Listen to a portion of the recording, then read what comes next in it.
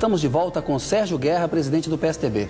Senador, o senhor estava falando há pouco que o presidente Lula tem feito campanha abertamente para a ministra Dilma e que a Justiça Eleitoral não tem punido isso. O senhor acha que a Justiça Eleitoral está sendo leniente em relação ao comportamento do presidente? As decisões da Justiça Eleitoral estão equivocadas. Nós vamos insistir, até que... Porque tem que ter um limite nisso tudo. Se agora eles fazem isso, imagina depois, quando a campanha esquentar muito. Todo esforço até agora foi de levar a ministra Dilma até o tamanho do PT. O Datafolha deu para ela 28% de intenções de voto. O que aconteceu nesse esforço que já tem quase um ano. Mas o senhor mesmo disse que cresceu mais do que a expectativa de vocês? Talvez pudesse ser 25, 24, 23, foi 28. Mas o real é que ela cresceu, o crescimento dela tem impacto a favor dela, né? De outro lado, nos estimula. Houve rumores na semana de que o PSDB teria encomendado uma pesquisa interna que teria uma projeção de segundo turno, no qual a Dilma já até teria ultrapassado o Serra ou empatado. Teve isso, não? Essa é uma pesquisa secreta, não secreta, conheço. O senhor não conhece? Eu não conheço. Estou checando com o senhor. Nem o PSDB fez, nem o PSDB pagou. Não, perfeito, perfeito. Não é real. Qual deve ser o discurso que o candidato da oposição deve fazer em outubro para vencer as eleições? Bem, nós temos vários argumentos para vencer as eleições. Primeiro, uma coisa é o PT com Lula, outra coisa é o PT sem Lula. O PT sem Lula é um horror. É inegável que Lula tem imensa capacidade de negociação, de articulação, é um político experiente, ele tem grande capacidade política de uma maneira especial. O PT sem Lula, preste atenção para ver o que é que sobra. Segundo, que é o caso que desenharia uma candidatura e um possível ou improvável eleição da ministra Dilma. Segundo, a gente vai viver um novo tempo. O Serra escreveu um artigo poucos dias atrás, foi publicado lá na Veja, na qual ele conta a história da Nova República, mostrando que todo esse período tem começo, meio e fim. Desde a redemocratização em 1985, não é isso? Pois é, e produz uma lógica, uma explicação, como ninguém fez até agora, desse período todo. Se você refletir sobre a base econômica, vai entender coisa muito parecida, desde o Plano Real até agora. Efetivamente, nós vivemos um período da vida brasileira com várias conjunturas externas, internacionais, com o ambiente brasileiro alterado de uma forma e de outra, e que esse ambiente agora está na véspera de você ter que refletir sobre o que virá adiante. O que fazer da agora para frente. Agora, a agenda brasileira está esgotada. Vou te falar no Nordeste. Diga. Todos os projetos do Nordeste, toda a agenda do Nordeste nos últimos 4 anos está sendo cumprida, com enorme atraso, porque o PAC é assim, mas está sendo cumprida. Temos que pensar o que vai vir depois, o que teremos que fazer da agora para frente. E aí nós vamos ter um discurso diferente da ministra Dilma, porque ela não me parece, nem o PT, com autoridade de produzir um discurso novo, que até agora não fez. Agora, senador, na última quinta-feira saiu o resultado do PIB de 2009. Ele foi um crescimento negativo de 0,2, o que, para o contexto de crise mundial, comparado com outras economias semelhantes à do Brasil, foi um bom desempenho. Né? Os sinais todos são, e os prognósticos, de que a economia em 2010 ela vai crescer entre 5% e 6%. Portanto, há um ambiente econômico positivo e isso conta a favor do governo. Sempre conta em qualquer que seja o governo. A ministra Dilma está com um apelo de continuidade, dizendo que o terceiro mandato do Lula é votar na Dilma. Não é um apelo forte, ministro? Senador, desculpa. É a campanha dela, né? Não tem outra. Não tem outra campanha. A Dilma não... Todo esforço da Dilma é para não aparecer, para aparecer apenas o Lula. Ela quer ser a Lula dessa eleição. Verdadeiramente o ambiente macroeconômico favorece o continuismo, a continuidade dos governos. Mais um desafio para nós enfrentarmos. Nós temos que ter capacidade de falar aos brasileiros sobre o que podemos e vamos fazer.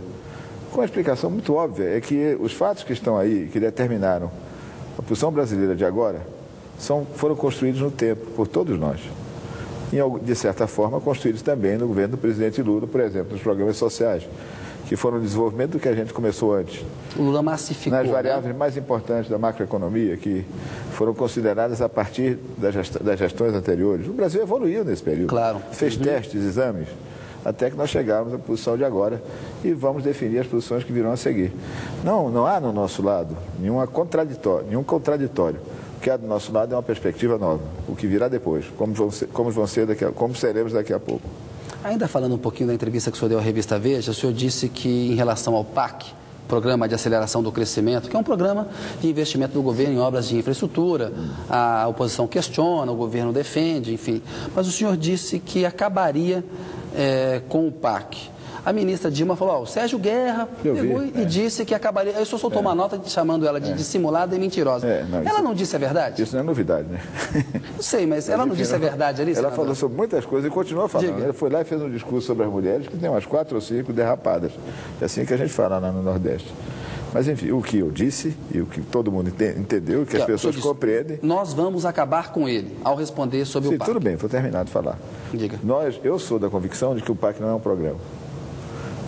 O programa implicava uma estratégia, em etapas, cronogramas e objetivos macroeconômicos definidos. Esse programa não tem estratégia, não tem objetivos macroeconômicos definidos, não tem fundamento. Se você olhar a história do PAC nos últimos anos, você vai ver que o PAC começou como um conjunto de projetos, que de uma ou de outra forma tinham interesse, eram projetos estruturantes. Isso.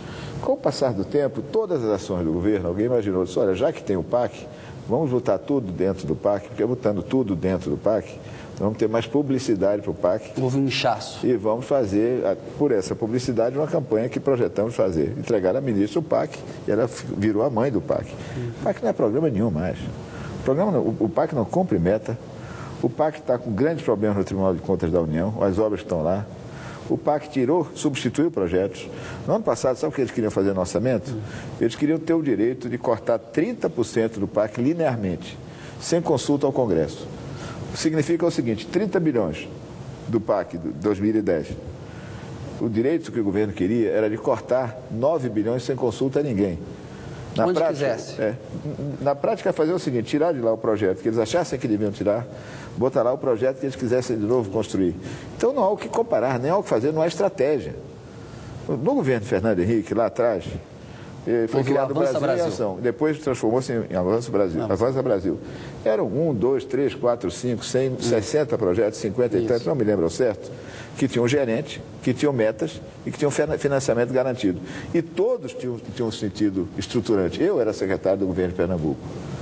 Era secretário de desenvolvimento. Fiz um esforço enorme para botar o projeto SWAP, que é o maior projeto de Pernambuco, no elenco daqueles programas. E verdadeiramente foi o projeto que estruturou meu estado para que agora ele tenha refinaria em desenvolvimento, tenha estaleiros em desenvolvimento, e era um projeto, tinha sentido. O PAC não, o PAC é uma campanha. Ou seja, nós vamos acabar a campanha do PAC. Vai acabar com o PAC. A campanha do PAC vai embora. Mas o PAC? O PAC não é. Não é. É um slogan, é um nome. Pode até manter o nome, nada contra. Não é um mau nome. Programa de Aceleração da Economia, acho até bom. O que o senhor acha que é uma marca de fantasia e não um programa efetivo? O conteúdo é uma fraude. Perfeito. Senador, numa reunião, o presidente Lula chegou a chamar o senhor de babaca lá, e o senhor não quis responder, porque o senhor achou, não vou responder ao presidente nesses termos. Por quê? Porque, primeiro, é o presidente do meu Brasil, do meu país. Segundo, se o presidente não é capaz de respeitar a oposição e os adversários, a oposição é capaz de respeitar o presidente. Então, você achou que não me cabia ia entrar num jogo ali que não interessava? Fazer uma discussão que não tem futuro, que não ajuda o país nem a democracia. Sem dúvida, um desvio de conduta do presidente. Desqualifica o debate, né? É claro, desvio de conduta. Por que isso, hein? Que história é essa, né? O que é que eu vou dizer?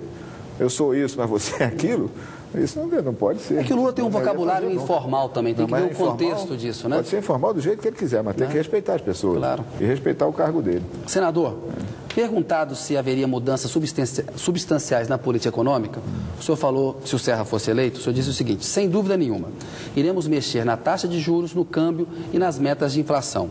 Essas são variáveis que vão continuar a reger a economia, mas terão pesos diferentes. Eu queria ouvir do senhor, em síntese, vamos manter, quais são os pesos diferentes? Em síntese, vamos manter o câmbio flutuante. Que é o câmbio que tem hoje. Mas o que seria diferente? Uma maior intervenção para evitar essa valorização do real? Não deixou o senhor eleitor falar. Né? Não, eu quero tentar entender a diferença. Então nós vamos manter o câmbio flutuante. Nós vamos continuar com as metas de inflação.